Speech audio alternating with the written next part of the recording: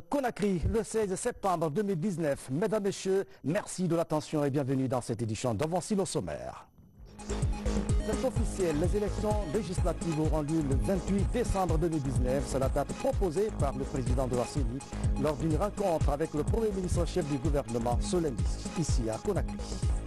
Swapiti vers l'installation du premier moteur de ce plus grand barrage du pays. Les accessoires de cet appareil sont déjà arrivés au port autonome de Conakry. La construction du barrage de Swapiti avance à grands pas.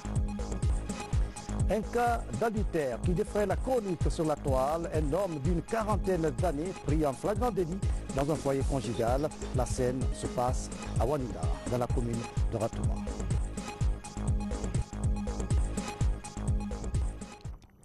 Mesdames et messieurs, bonsoir. À la primature, les consultations se poursuivent avec les acteurs impliqués dans le processus électoral.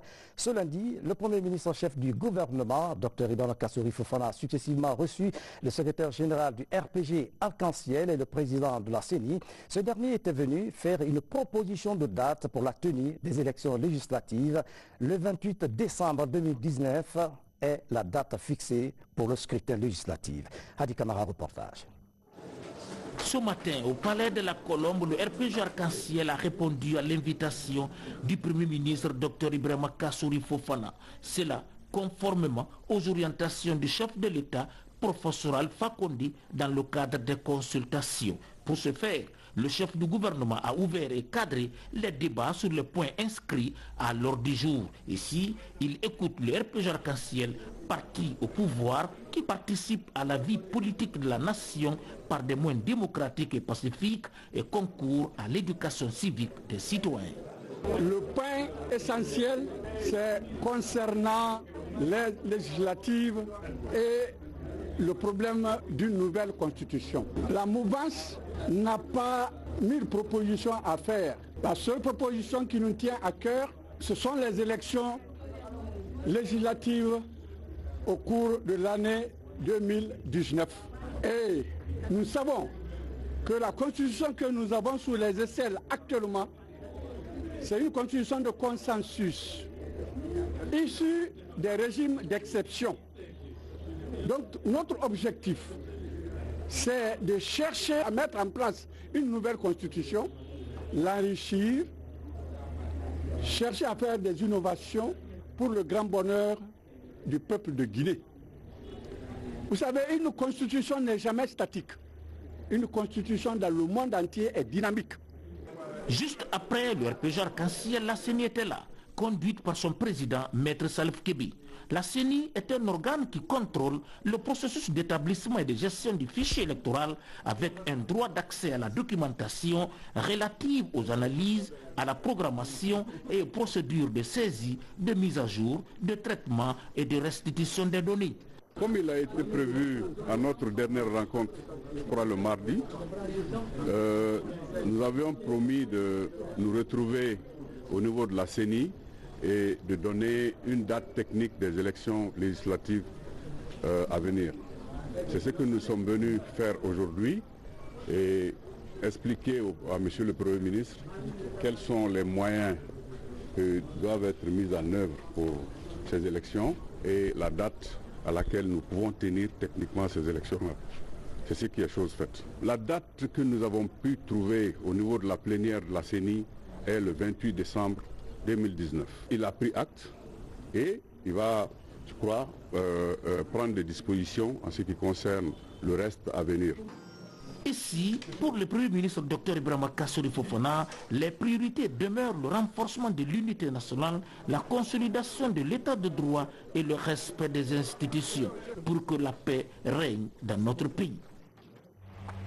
Dans le même registre, le comité technique de suivi du processus électoral commence ses activités. Ce matin, une première réunion a eu lieu à Conakry. Ce comité est composé de représentants des partis politiques, de la société civile, de l'administration du territoire et de la décentralisation et des institutions diplomatiques et de la CENI. Il œuvre en faveur de la transparence. Reportage Makeme Donzo. Les dés sont lancés. Le processus électoral pour les législatives est en marche. La Commission électorale nationale indépendante rassure les acteurs politiques sur le niveau d'organisation de cette consultation avant 2020. Selon les commissaires, 4000 kits sont disponibles et un opérateur technique international recruté. Cet opérateur a la charge de fournir des logiciels d'enrôlement et de gestion du site central. Cet opérateur qui est innovatrice, n'est-ce pas, qui déjà fournit, n'est-ce pas, les logiciels d'enrôlement et aussi, au niveau des kits et aussi les logiciels de gestion au niveau du site central. Et les kits, les 4000 kits sont déjà présents en Guinée. Et d'ailleurs, quand vous prenez les 4000 kits, contrairement à 3000, si vous prenez 3500, vous les divisez par entre 6 millions et 8 millions, ça vous renvoie à peu près dans les 80 électeurs par kit. Ce qui fait que le délai que l'on va mettre en place autour de ça, ça va être un délai qui va considérablement diminuer, contrairement à ce que nous avons jusqu'ici au moment qu'on faisait la retraite à Kindia. Innovatix, l'opérateur international, est représenté en Guinée par Etibul pour la révision des listes électorales. Innovatix, qui est l'opérateur technique international en matière de biométrie, a déjà, n'est-ce pas, choisi son opérateur local et qui, n'est-ce pas, qui va procéder au recrutement de tous les éléments, de tous les agents techniques et aussi du personnel administratif d'accompagnement de révision des listes électorales, aussi bien des opérateurs de saisie, des maintenanciers, des superviseurs, des coordinateurs préfectoraux régionaux, et n'est-ce pas, sous, n'est-ce pas, la coordination, n'est-ce pas, de Innovatix, n'est-ce pas, et que eux vont mener l'opération proprement dite de révision des listes électorales au niveau des CAL et de remontée des données, et n'est-ce pas, pour permettre tout simplement à ce que ces données soient mises en œuvre. Cette réunion du comité technique de suivi du processus électoral va permettre de surmonter les difficultés actuelles liées à l'organisation des élections législatives à la date proposée par la CENI. L'autre temps fort de cette édition, l'offensive diplomatique du président de la République se poursuit aux États-Unis. Professeur Alpha Condé a eu des entretiens avec plusieurs responsables de l'administration américaine. Parmi eux, le sous-secrétaire d'État en charge de l'Afrique de l'Ouest, Tibor Nagy, a loué la politique du développement du chef de l'État guinéen. C'était au cours d'un banquet offert par les hommes d'affaires américains. Nous vous proposons un extrait de son allocution, des propos recueillis par Sanassi Keïta. Il y a 20 ans, j'ai été en Guinée en tant qu'ambassadeur. Et quand j'ai quitté la Guinée, il y a 20 ans aujourd'hui, Son Excellence, Monsieur le Président, était membre de l'opposition. Il avait souvent été soumis à l'assignation à domicile. Et 20 ans après, le voici président. La démocratie est arrivée. Quelque chose de très étrange s'est passé aujourd'hui. Parce que je travaille au département d'État et j'ai l'habitude de voir les gens venir manifester dehors. Je peux regarder à partir de mon bureau. Je les vois. Je vois beaucoup de démonstrations. De nombreux chefs d'État se rendent à Washington. Et d'habitude, il y a toujours une manifestation à l'extérieur. Donc aujourd'hui, je savais que son Excellence allait venir. J'ai entendu les bruits dehors et j'ai regardé par la fenêtre. Je vois les signes. Et puis, j'ai encore regardé de nouveau. Et en lieu et place d'une manifestation contre le président, c'est plutôt pour le supporter. J'ai commencé à travailler ici en 1978. Et c'est la première fois que je vois une manifestation en faveur du visiteur ici. Je pense à un mérite de son Excellence parmi nous. J'ai visité Conakry. J'ai dit que si j'obtenais ce poste, l'un de mes premiers arrêts serait à Conakry. Parce que c'est là où j'ai exercé mon premier poste d'ambassadeur. Alors, quand je suis allé à Conakry, j'ai dit à son Excellence que les hommes d'affaires américains veulent venir en Afrique. Ce n'est pas seulement être là, dans un autre grand pays de l'autre côté du monde. Ils veulent aller en Afrique. Les entreprises américaines veulent également aller en Afrique. Mais je ne peux pas ordonner aux entreprises américaines d'aller en Afrique. Ils doivent être attirés. J'ai donc dit, Monsieur le Président, que le meilleur moyen d'attirer les entreprises américaines consiste à vous rendre en Amérique et à leur parler. Donc cela a attiré l'attention de son Excellence. Il est à Washington, il était à Pittsburgh, il va dans mon État du Texas. Et j'espère qu'il y aura beaucoup de contrats signés. parce que c'est ce que nous voulons. Nous voulons que les entreprises américaines aillent en Afrique pour créer des emplois pour des millions et des millions de jeunes Africains à la recherche d'un emploi. Et j'encourage tous les autres ambassadeurs ici présents à faire la même chose. Et si vous souhaitez que vos chefs d'État viennent ici pour attirer les entreprises américaines, nous travaillerons avec vous. OK. Parce que nous voulons envoyer des entreprises américaines en Afrique. Et j'aimerais voir beaucoup plus d'étudiants africains venir aux États-Unis. Alors, Monsieur le Président, bienvenue à Washington, bienvenue aux États-Unis d'Amérique. Nous sommes ravis que vous soyez ici. Je vous souhaite une grande réussite et un grand merci à chacun d'entre vous pour votre présence. Que Dieu vous bénisse. Godspeed on your trip, and we wish you every success, and thanks so much to each and every one of you for coming out. God bless you. Je vous le disais en titre, les travaux de construction du barrage de Soapiti avancent à grands pas. Après le pré-remplissage du barrage, la direction générale du projet prépare l'installation du premier moteur de l'usine. Au port autonome de Conakry, l'entreprise CWE a procédé hier dimanche au débarquement des accessoires. Nabi Kamara signe le reportage. À plus de 80% des travaux, la construction du barrage de Soapiti a atteint sa phase active. Ce dimanche, le directeur général du projet a supervisé au port autonome de Conakry le débarquement des accessoires du premier moteur de l'usine dont l'installation est prévue dans moins de 2 mois. Nous recevons aujourd'hui le groupe numéro 2, dédié à Soapiti. Et vous vous souviendrez que le premier groupe est déjà là depuis fin juillet. Quand on sait aujourd'hui le niveau atteint par les travaux du barrage, notamment par le volet génie civil, si bien qu'aujourd'hui on est en train de former un lac à même, n'est-ce pas, de réguler les eaux de Caleta. Ça, vous le savez, l'objectif est que l'étiage prochain puisse être plus supportable, que les effets de l'étiage soient, disons, atténués.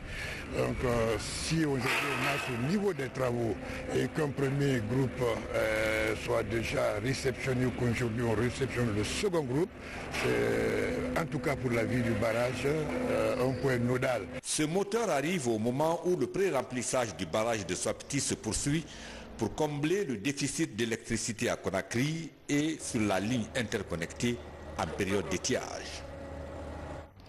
Une rencontre sur la restauration du couvert végétal vient de se tenir à Farana. Elle a permis au cadre de la Direction nationale des eaux et forêts et experts de la FAO de trouver de nouvelles stratégies pour mieux protéger le patrimoine écologique du pays. Une manière de soutenir le programme présidentiel de restauration des paysages et forêts. Silati Kourouma, Moussa Bangoa.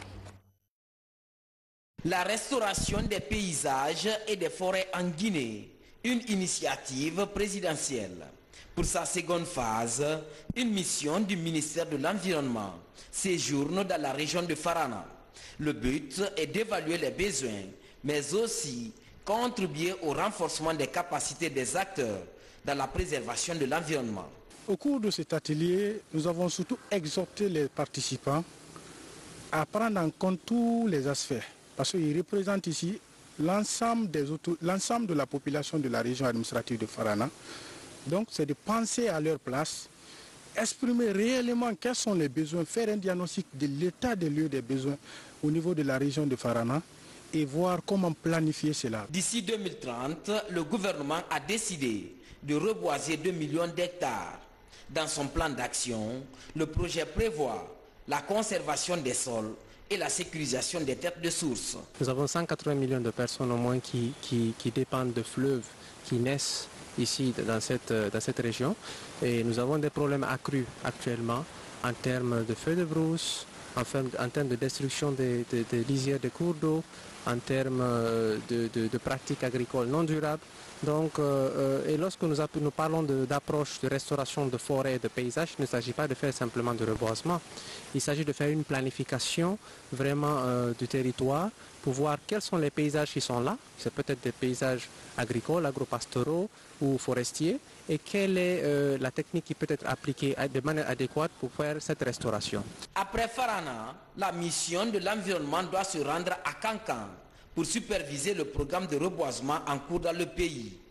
A signaler que la FAO accompagne la Guinée dans la recherche de solutions pour le respect de ses engagements en matière de protection de l'environnement. Dans l'actualité encore, un exercice de simulation à grande échelle sur la gestion d'une urgence de santé publique. Il est organisé par l'Agence nationale de sécurité sanitaire dans les zones spéciales de Forêt-Caria et Conakry. Après 3 jours d'exercice, l'heure est à la restitution. Abraham, Christophe Conté, Abdou Karim Kamara, reportage. Les acteurs en charge de la gestion des situations de santé publique sont évalués par le comité de l'Agence nationale de sécurité sanitaire. L'exercice consiste à faire un rapport d'observation après des actions pratiques de simulation portant sur une urgence de santé publique. Une simulation à grande échelle qui a duré 3 jours dans la zone de Forêt-Caria. L'idée est d'évaluer l'opérationnalisation des dispositions de gestion des cas d'urgence sanitaire par la détection et la riposte simulée d'une maladie épidémique. Nous avons beaucoup apprécié l'approche parce que personnellement, nos équipes de santé n'étaient pas habituées à pouvoir formaliser avec des documents de procédure opérationnelle pour guider nos différentes interventions. Donc comme on a élaboré des documents de procédure d'intervention de la détection de la maladie pour que chacun s'approprie du rôle qu'il doit jouer. Donc c'est cet exercice de simulation qui est venu nous entraîner à nos différents rôles pendant une situation d'urgence. Cet exercice de simulation pour riposter contre les maladies à potentiel épidémique est organisé par l'Agence nationale de sécurité sanitaire et le ministère de la Santé. L'opération bénéficie de l'appui des partenaires financiers comme l'Organisation internationale pour les migrants OIM, l'Organisation mondiale de la santé OMS et la CDC. L'exercice donne une opportunité de voir si les documents, par exemple, qui ont déjà été élaborés sont efficaces, si les gens qui ont été formés peuvent vraiment faire les fonctions qu'on leur demande de faire, sans qu'il y ait une vraie urgence. Plusieurs recommandations sont sorties à tous les niveaux, donc il y avait des gens qui faisaient l'évaluation des capacités dans les différents endroits, par exemple dans le centre de santé, dans le CTP, au niveau du laboratoire national, au niveau de la NSS, les centres d'opération d'urgence. Alors, beaucoup d'endroits étaient évalués en même temps. Il y avait des gens qui capturaient toutes les choses qui fonctionnaient très bien et les choses qui auraient besoin d'amélioration. Au terme de 3 jours d'exercice, les capacités et aptitudes des agents sont évaluées et des corrections y sont apportées. Au finish, un rapport final de simulation est remis à l'Agence nationale de sécurité sanitaire pour usage. Le tout dans le but de renforcer les activités et cycles de gestion des urgences sanitaires. La journée mondiale de la population célébrée cette année à l'Abbé, au centre de discussion, l'accroissement rapide de la population et des contraintes économiques. L'accent est mis sur l'accompagnement technique des partenaires au développement pour une démographie encadrée. Salfoudine Diallo, Mamadou Alpha Baldi. Avec une population mondiale estimée à 7 milliards de personnes, l'Afrique est l'un des continents où la croissance démographique est la plus forte avec une population en majorité jeune. Même si à travers le dividende démographique, l'augmentation de la population est un atout, cette réalité est aussi accompagnée de contraintes économiques, sociales et environnementales. Cette démographie galopante que nous sommes en train de vivre n'a pas que des aspects positifs. Je prends sur le plan de l'éducation. Si hier, l'État n'avait en charge que 1500 étudiants ou 2000 étudiants, aujourd'hui, un seul centre universitaire n'a pas moins de 2000, 5000, 10 000. On parle même par endroit de 12 000 étudiants. Alors, l'État n'a pas les moyens de prendre en charge tous ces étudiants au même moment. Et chaque année, les gens sortent. C'est des difficultés même d'emploi. C'est pour cette raison que les questions de population sont aussi des questions de développement. À l'occasion de la Journée mondiale de la population, les différents acteurs intervenant dans le domaine comme l'UNFPA se remobilisent pour rappeler la nécessité d'accompagner et de mieux encadrer la croissance démographique conformément à l'esprit de la conférence tenue au Caire qui renforce le droit des femmes et de leur santé sexuelle et reproductive. Le terme choisi, c'est 25 ans après la CIPD. Accélérer les promesses. Qu'est-ce que ça veut dire? La conférence internationale qui s'est tenue au Caire en 1994 parle de moins de 100 décès maternels pour 100 000 naissances. Vous voyez donc, nous avons 550 alors que la conférence prévoit moins de 100. Ça veut dire qu'on a encore des problèmes dans ce cadre et il faut attirer l'attention de tous les partenaires, de toutes les bonnes personnes, les personnes ressources sur cet aspect afin d'inverser la tendance. 52% de la population guinéenne est constituée par des femmes. Si on n'investit pas dans l'éducation de la jeune fille, si nous la déscolarisons pour les mariages précoces, c'est mettre plus de la moitié de la population à l'écart du processus de développement. Ces femmes-là ne pourront pas participer au développement, mais vont toujours continuer à être des charges pour les familles, des charges pour l'État. Aujourd'hui, le gouvernement guinéen et ses partenaires comptent faire de la croissance démographique un facteur important du développement économique et social du pays à travers de nombreux programmes et projets en faveur des couches populaires. Le débat sur le principe du changement constitutionnel s'intensifie dans le pays. À Gawal, les citoyens se sont exprimés sur la question en faveur de l'avènement d'une nouvelle constitution. Le point avec Mamadou Saliou Diallo. À Gawal, même si le ciel a du mal à fermer ses vannes, le fleuve Koliba longe son lit sans débordement. Ici, le pacte entre météo, agriculture et élevage tient bon. Dans cette localité, la population tient à se faire entendre dans le débat national. À la place publique de la ville, les couches sociales sont venues échanger avec le collectif des enseignants pour la participation au débat national. L'enjeu du changement constitutionnel dans notre pays est à l'ordre du jour. Un face-à-face qui a permis de libérer la parole sur cette question qui anime la cité. Je suis sûr que c'est bon de voter une nouvelle constitution. Parce que ce qui s'est passé dans les années 2000 ou avant 2000 peuvent ne pas exister maintenant ou bien peuvent ne pas être valables maintenant. Là. Les questions de la femme. La femme est jusqu'à présent marginalisée par endroit. Les mariages précoces sont toujours remarqué un endroit. Par rapport aux institutions, nous avons 12 institutions en Guinée, donc on souhaiterait qu'il y ait vraiment un changement. Et le changement de cette constitution, vraiment, nous le sollicitons. Parce que, si vous vous rappelez aussi 1958, 1982, il y a eu vraiment le changement de constitution. En langue du terroir, la population de Gawal et les spécialistes du droit ont longuement débattu sur les défaillances de l'actuelle loi fondamentale.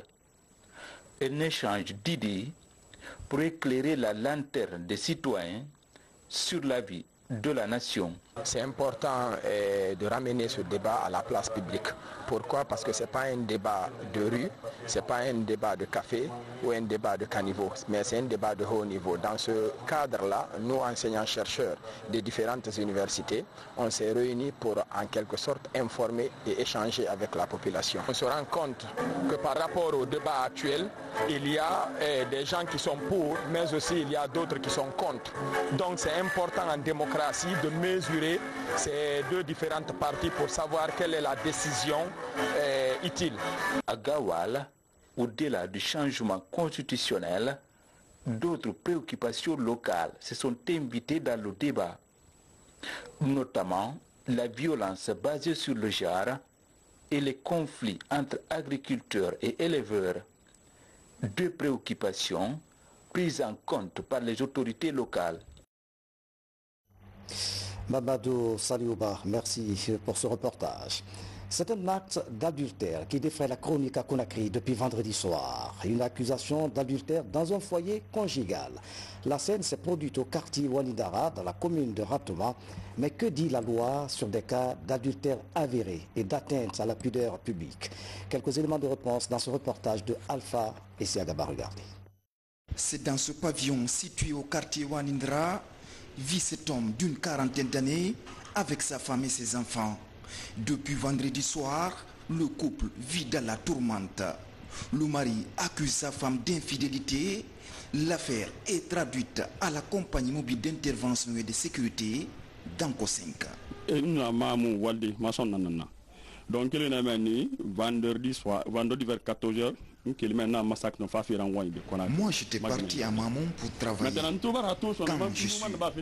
je suis rentré chez moi, j'ai trouvé la porte de la maison ouverte. Dès que je suis entré dans la chambre, j'ai trouvé ma femme en plein débat avec son amant.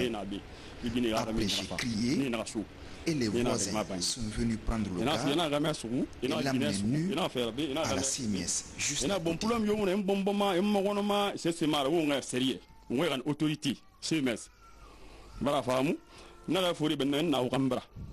De sources juridiques, l'adultère n'est pas une infraction en Guinée, mais dans un couple légal, elle peut constituer une cause de divorce. Lui, son comportement, pénalement, n'est pas condamnable, n'est pas une infraction sur le plan pénal. Il n'a commis aucune infraction. Même si l'adultère, par le passé, fut une infraction à la loi pénale en Guinée. Mais actuellement, l'adultère n'est pas une infraction. Son comportement ne tombe sous le coup d'aucune disposition pénale. Par contre, ceux qui l'ont mis dans cet état, qui l'ont conduit et qui ont obligé d'autres citoyens à le voir nu, attaché, ceux-là s'exposent à des poursuites pénales. Parce que la personne humaine et sa dignité sont sacrées, comme le prévoit notre Constitution. Cette affaire de mœurs heurte les consciences avec son pendant atteinte à la pudeur. Les vidéos présentant l'accusé principal nu inondent les réseaux sociaux. Ceux qui ont filmé et qui ont fait passer sur les réseaux sociaux, ceux-là sont poursuivables sur la base de la loi sur la cybercriminalité, qui aussi protège la dignité humaine. Cette loi n'admet pas que l'on filme une telle scène impudique et qu'on la fasse passer sur les réseaux sociaux. Ceux qui l'ont fait aussi sont poursuivables et sont passibles de peines d'emprisonnement. Sur la base des articles 31 et 32, les personnes reconnues de diffusion de scènes ou photos de nudité peuvent subir une peine allant de 6 mois à 5 ans de prison avec une amende de 20 millions à 300 millions de francs guinéens. Le débat se poursuit, dossier à suivre, Alpha et Siagaba. Justice vers le recrutement de 50 élèves greffiers, 50 futurs magistrats. 3 semaines après le lancement des épreuves, le ministre de la Justice, Garde des Sceaux, a rencontré les membres du jury. C'est le premier élément des nouvelles nationales traitées sous forme de télégramme. En image avec Tierno Younosaba. 3 semaines après le concours de recrutement des élèves greffiers et auditeurs de justice, les opérations de collection sont en cours à Conakry. Le ministre de la Justice, Mamadou Lamine Fofana, revenu des vacances, se rend dans les 2 centres de collection. Au siège du Conseil supérieur de la magistrature et au centre de formation judiciaire, le garde des Sceaux, accompagné de ses proches collaborateurs, s'est entretenu avec les correcteurs avant d'insister sur la transparence des membres du jury. Les consignes que j'ai données, c'est consignes de rigueur, parce qu'encore une fois, les 2 personnels, magistrats et greffiers, sont essentiels au fonctionnement de l'appareil judiciaire. Donc, les 50 greffiers ou les 50 magistrats qui doivent sortir de ce concours pour être mis en formation doivent être à la hauteur, n'est-ce pas, de ce temps. Alors, tout à l'heure, le président du jury a parlé de la fraude. La fraude a été portée à ma connaissance, le directeur a fait un rapport et j'ai tiré tout de suite les premières conclusions en ce qui concerne le membre du cabinet qui a subi la première sanction. L'inspecteur général poursuit ses enquêtes, n'est-ce pas, en ce qui concerne les sources de cette fraude et je vous garantis que toutes les conséquences judiciaires ou juridiques seront tirées comme il le faut. Le PNDS s'impose comme la boussole qui guide depuis plus de 2 ans les actions de développement dans le pays. Au ministère de l'Action sociale, le département qui pilote le volet inclusion sociale et promotion jeune de ce plan, partenaires financiers, acteurs de la société civile et autorités se retrouvent. Les différentes parties prenantes travaillent sur l'élaboration d'une feuille de route plus ambitieuse, capable d'attirer des fonds. Aujourd'hui, pour pouvoir suivre la mise en œuvre de ce PNDS, l'État a décidé, bien sûr avec ses partenaires techniques et financiers, à créer un dispositif institutionnel de suivi et évaluation. 8 groupes thématiques ont été mis en place à cet effet et le ministère en charge de l'action sociale, de la promotion de la femme et de l'enfant assure la présidence du groupe thématique consacré à l'emploi et à l'inclusion sociale. Aujourd'hui, nous venons de lancer ce processus. Pourquoi ? Pour instaurer un cadre de dialogue, une plateforme de dialogue entre nos partenaires techniques et financiers, également la société civile et nous-mêmes, pour pouvoir mettre vraiment en exergue les résultats, les actions réalisées, mais également susciter une mobilisation des financements en faveur des actions prévues. Les pèlerins chrétiens guinéens sont arrivés à Conakry. Les 702 pèlerins chrétiens, après avoir suivi les traces de Jésus et d'autres prophètes comme Abraham et Moïse, ont imploré la grâce pour la Guinée et tous les fils de notre pays. Nous avons commencé par Israël. Nous avons vu là où est né Jésus, on a vu la maison de la Vierge Marie.